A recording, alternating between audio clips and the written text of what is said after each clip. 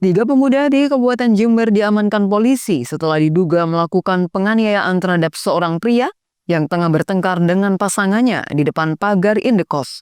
Ketiganya pemuda itu dalam kondisi mabuk dan memukul kepala korban berulang kali.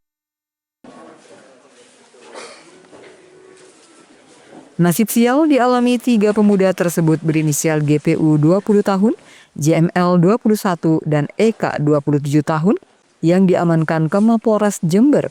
Ketiga pemuda tersebut mengaku spontan menganiaya korban karena melihat pria tersebut melakukan kekerasan fisik terhadap kekasihnya.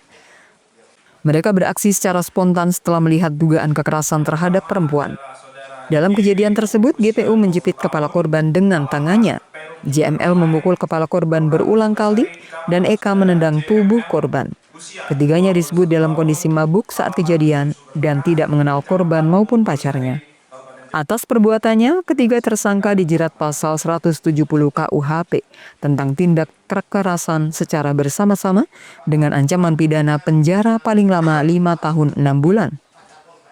Adapun kronologis kejadian yang mana awalnya tiga orang tersangka ini melihat adanya korban atas nama ARP beserta rekan wanitanya saudari DV ini di depan pagar kos Pinky, yakni TKP, yang mana tanpa menanyakan kedua orang yang sedang cekcok berdasarkan pengamatan oleh ketiga orang tersangka ini, secara tiba-tiba tersangka GPU langsung berlari mendatangi korban dan melakukan penganiayaan dengan cara memiting kepala korban dan memukuli kepala korban secara berulang kali. Dan tidak lama kemudian tersangka JML juga ikut menganiaya korban dengan cara memukul kepala korban berulang kali dan juga disusul oleh tersangka EK dengan ikut menendang